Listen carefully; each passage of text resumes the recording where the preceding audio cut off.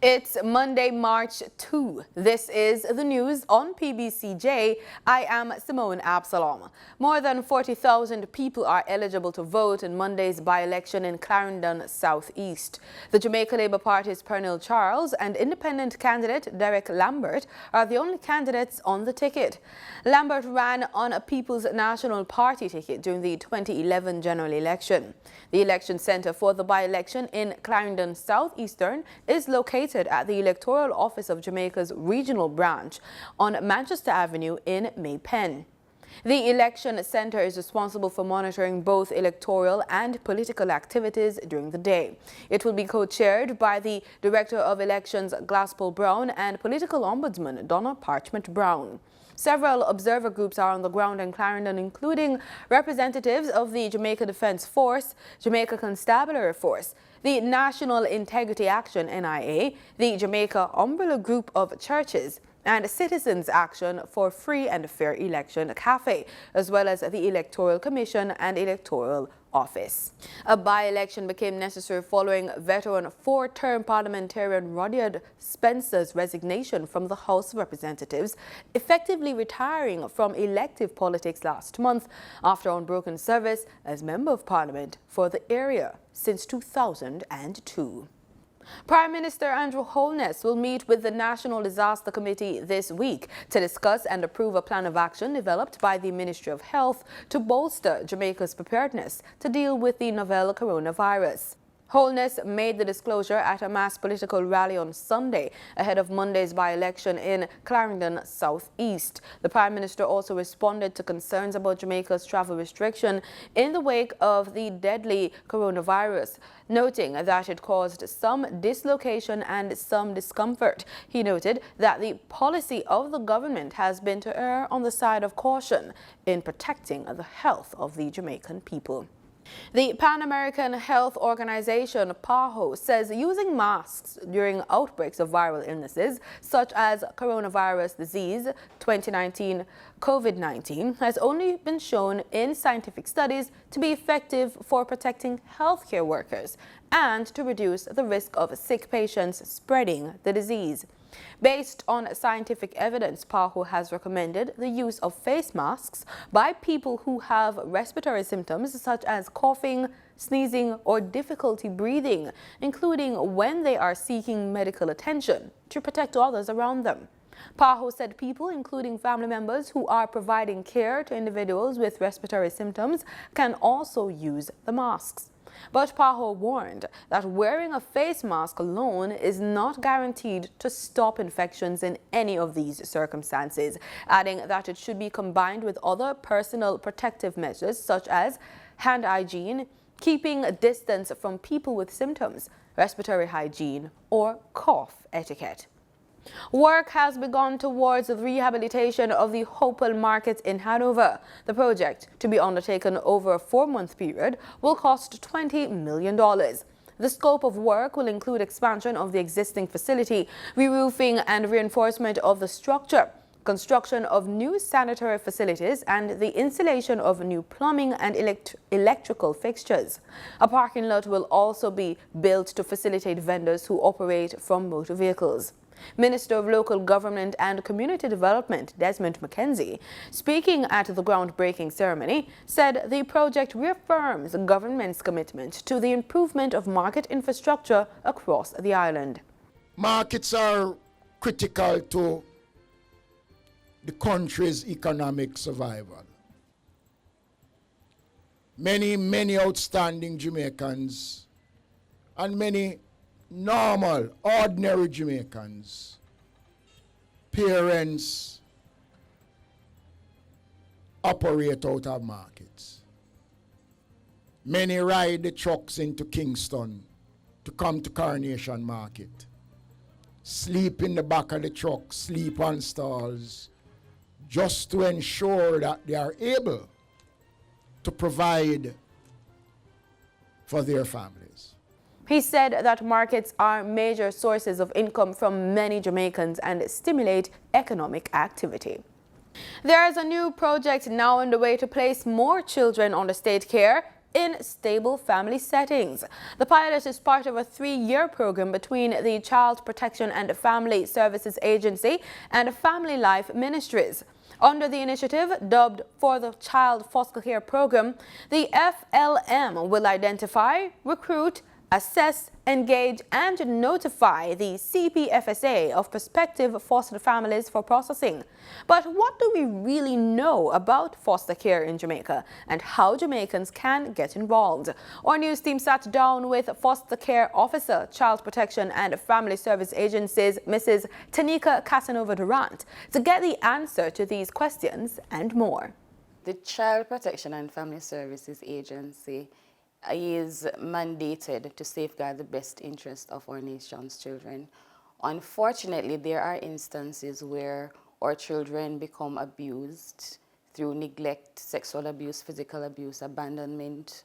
Some of them are trafficked and so on. So we have to go in and rescue our children from these situations.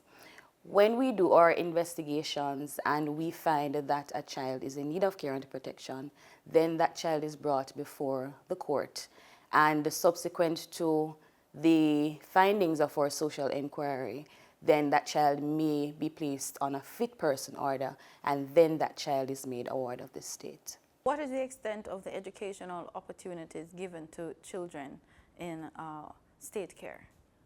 We at the Child Protection and Family Services Agency, we are big on having our children getting a good education.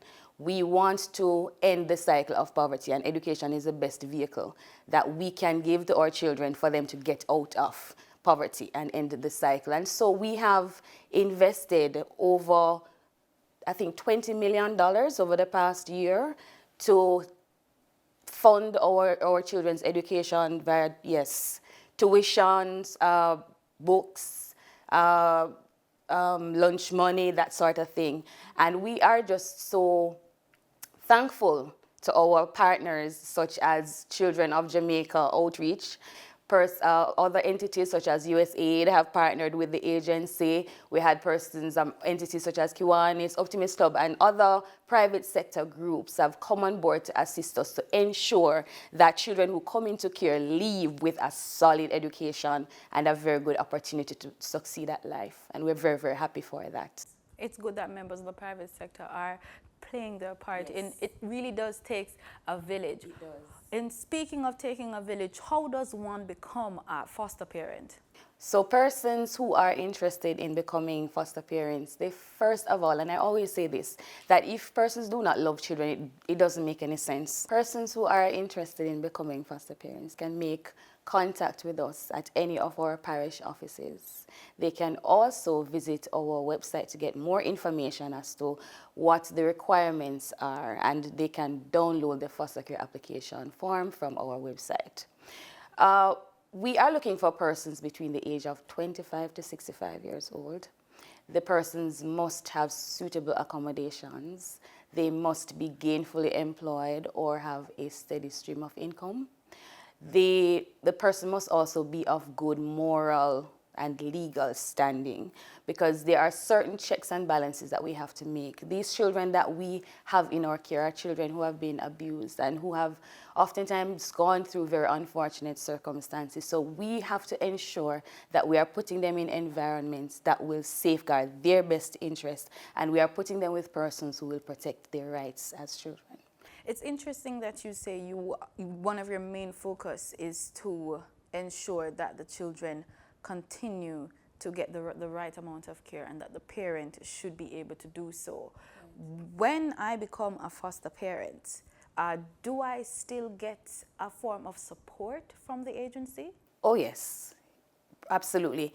The children who are placed in foster care are wards of the state, and so they are each assigned a caseworker who will do the necessary checks and provide the necessary levels of support.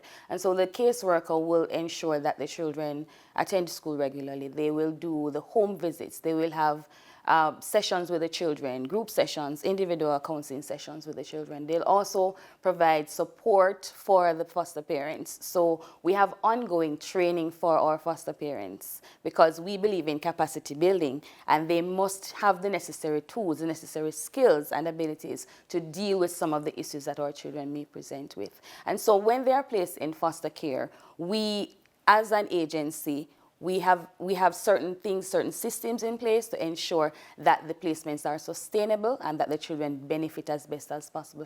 We hope you found that interview informative. The news on PBCJ will be airing more about children in state care in following newscasts.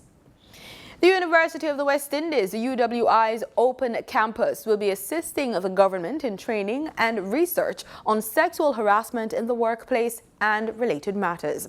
The partnership is being ventured through the Bureau of Gender Affairs under the Ministry of Culture, Gender, Entertainment and Sport and the Hugh Shearer Labour Studies Institute. It will see the institute providing special training through seminars, lectures and workshops coordinated by the Bureau. The training will cover areas of sexual harassment, workplace bullying, emotional intelligence, labour laws, grievance handling and good industrial relations practices.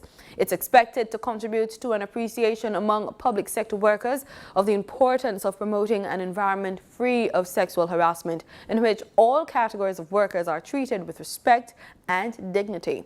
Both parties signed a memorandum of understanding to formalize this partnership during a ceremony at the UWI's regional headquarters on February 28.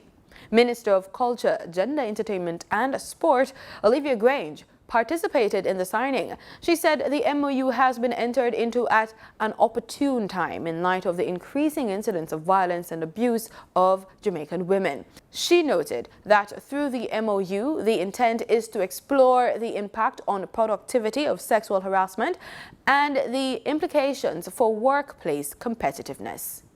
Just about 8,000 tourism workers are being targeted by the government for certification over the next 2 years. Tourism Minister Edmund Bartlett says the certifying initiative will involve partners such as the American Hotel and Lodging Educational Institute. He said it will be primarily targeted at persons who have no certification but are performing well at their jobs in hotels and other places in the tourism sector. He says 1,300 workers have already been trained. Minister Bartlett made the disclosure at a sensitization session on tourism workers' pension scheme at the Hotel Tim Bamboo in Port Antonio last week. The National Environment and Planning Agency, NEPA, is reminding Jamaicans that it is a crime to kill crocodiles. NEPA notes that crocodiles are one of Jamaica's many endangered animal species and are protected under law. It is an offense under the Wildlife Protection Act to possess, hunt, kill, capture, or willfully molest a crocodile. Individuals found guilty may be charged a maximum fine of $100,000 or face 1 year imprisonment. NEPA is urging the public to call the agency at 876-754-7540 or toll-free 888-991-5005 to provide information on this incident. Individuals may also call 119 police or make a report at the nearest police station. Motorists trying to traverse the Hagley Park Road, Maxfield Avenue and Eastwood Park Road intersection had to seek alternate routes this morning due to roadworks being done by the National Works Agency, the NWA. On Friday, Communication and Customer Services Manager at the National Works Agency, Stephen Shaw, advised motorists that the Hagley Park Road, Maxfield Avenue and Eastwood Park Road intersection would be closed on the weekend, but work on paving was still being done Monday morning, causing traffic delays. Motorists along the Hagley Park to Halfway Tree route was diverted onto Woodglen Avenue to connect with Malines Road. Motorists traveling from Maxfield Avenue to Halfway Tree was diverted onto Cargill Avenue, Ruthven and Winchester roads to get to the town centre via Hope Road. In its advisory, the NWA says Queens Avenue and Chisholm Avenue have now been reverted permanently to two-way roads, and Elspeth Avenue along Hagley Park Road has been converted to a one-way street between Hagley Park Road and East Avenue. Motorists are advised to observe all permanent and temporary traffic changes introduced by the NWA on the posted road, warnings and directional signs. The US dollar on Friday, February 28, ended trading at $137, down by $1.02. That's according to the Bank of Jamaica's daily exchange trading summary. The Canadian dollar ended trading at $101.65, down from $103.02, while the British pound sterling ended trading at $178.02, down from $178.03. In regional news, Caribbean community officials have ramped up the region's response to the coronavirus, the COVID-19, even as 3 non-English-speaking countries confirmed cases. CARICOM leaders met in Barbados on Sunday to discuss the impact of the coronavirus. CARICOM chairman, Prime Minister Mia Mottley, gave an update to journalists at a news conference at the end of the talks held at the Lloyd Erskine Sandiford Conference Centre in Barbados. A regional protocol that establishes minimum standards as to what we expect from the cruise industry, what we expect from our own member states, the extent to which one member state may differ from another will be collated and supplied to the cruise industry by no later than Tuesday evening by CARFA. CARFA, for those who don't know, is a Caribbean Public Health Agency, and similarly, we've created a subcommittee of the Bureau in order to be able to start the discussions with our regional and international partners. And against that background, we have asked both PAHO and CARFA to help us in the identification of the gaps that exist within our respective member states, so that as we move to marshal resources, we will be in a position to help. A wide cross-section of officials, including representatives from the Pan American Health Organization, PAHO, Caribbean Public Health Agency, CARPA, Caribbean Disaster Emergency Management Agency, and CARICOMs Implementation Agency for Crime and Security, and representatives of the leadership of the cruise ship industry and their representative bodies, along with Florida Caribbean Cruise Associate and the Cruise Lines International Association, participated in the deliberations. So it will be Barbados, St. Vincent, St. Lucia, and Antigua will start work immediately to see how, in partnership with CARFA and PAHO, we can work with these stakeholders to see how we can marshal the resources necessary to immediately meet our concerns nationally, regionally, and with our partners, particularly in the case of the cruise industry. Those of us that are home porting have particularly different responsibilities from those who are just a cruise destination. Against that background, we felt that it was important for individual member states to all ensure that we have our response mechanisms, our emergency response mechanisms in place. She also disclosed that agreement was reached to establish a framework for an expanded Bureau of Heads of Government to start discussions with regional and international partners to ensure countries are properly prepared to tackle any eventuality. Our ability to scale up surveillance at our ports of entry, identify quarantine and isolation facilities, enhance the training of our frontline staff, and strengthening laboratory capacity within the country is really at the center of what we mean when we talk about building capacity. Against that background, we will continue to be guided by the science and the medical officials in this matter, so that we can at all times protect the health of our citizens and all visiting our territories, while at the same time protect the economic stability of our region and our countries, given the fact that panic and fear can have a greater deleterious impact, a greater negative impact on our countries than, in fact, the epidemic of COVID-19 itself. PAHO revealed on the weekend that there are 3 cases of COVID-19 in the Dominican Republic, 2 cases in St. Martin and 1 case in St. Bart's.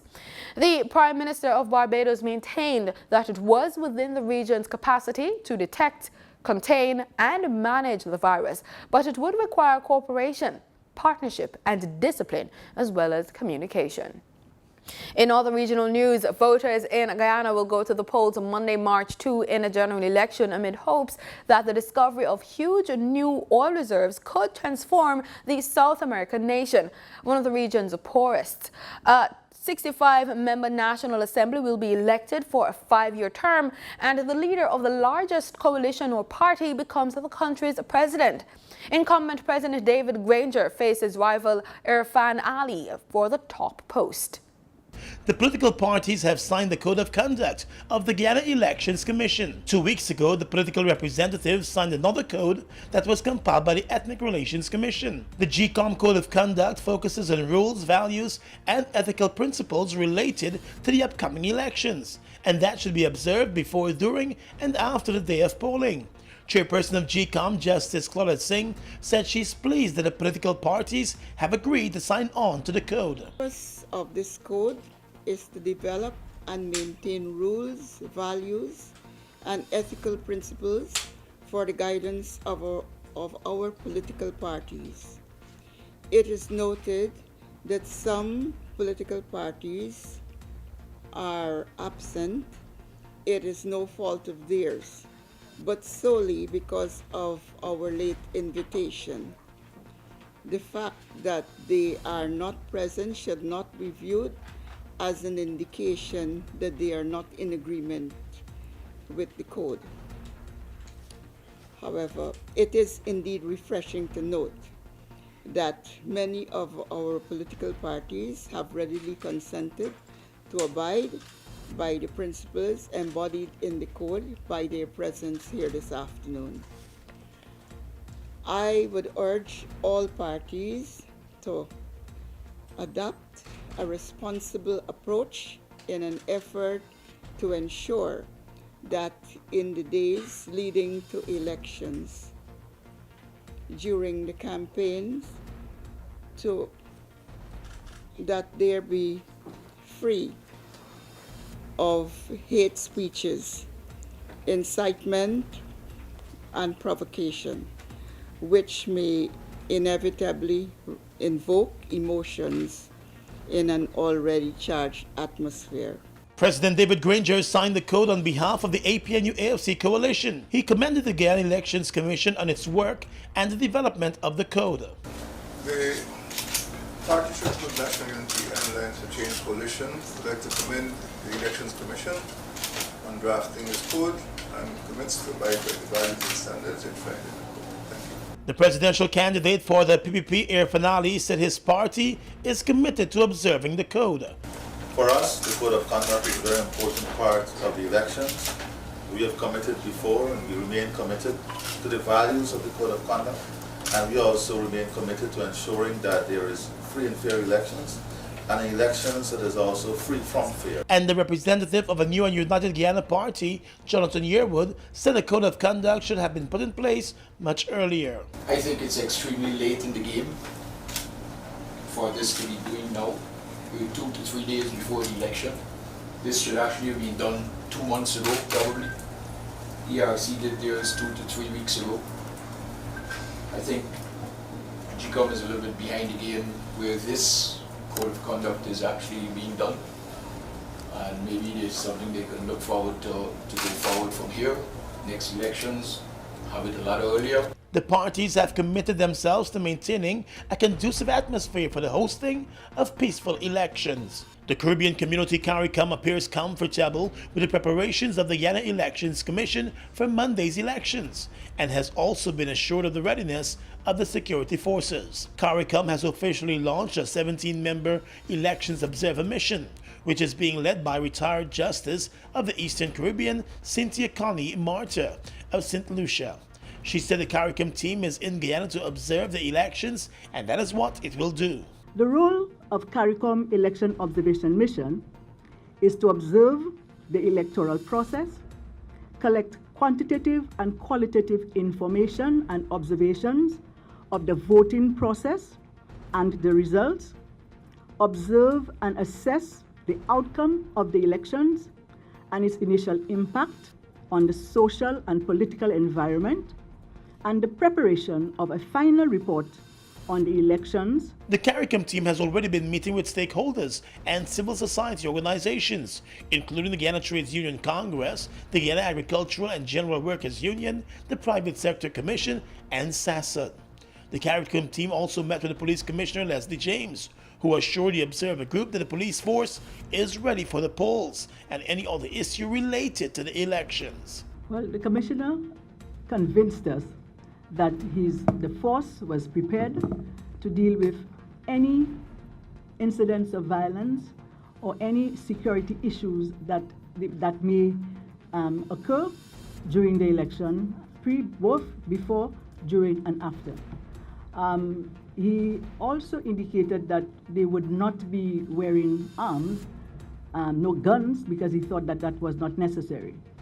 In addition, he indicated that it is unlikely that there would be any violence. He felt that the whole process will be free of violence, and so he said in any event he would be prepared if there were incidents of violence. The CARICOM Observer team also met with representatives of the political parties contesting Monday's elections and has listened to their concerns.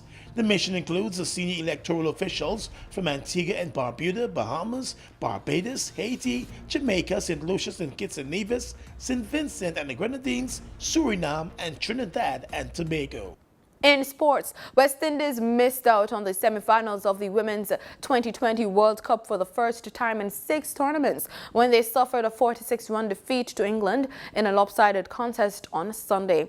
With the victory, England moved to the top of the group on 6 points from their full complement of 4 matches to clinch their spot in the semi-finals, along with unbeaten South Africa, who won their 3rd straight with a 17-run verdict over Pakistan in the other Group B game on Sunday. And that's the news on PBCJ. Thank you so much for watching.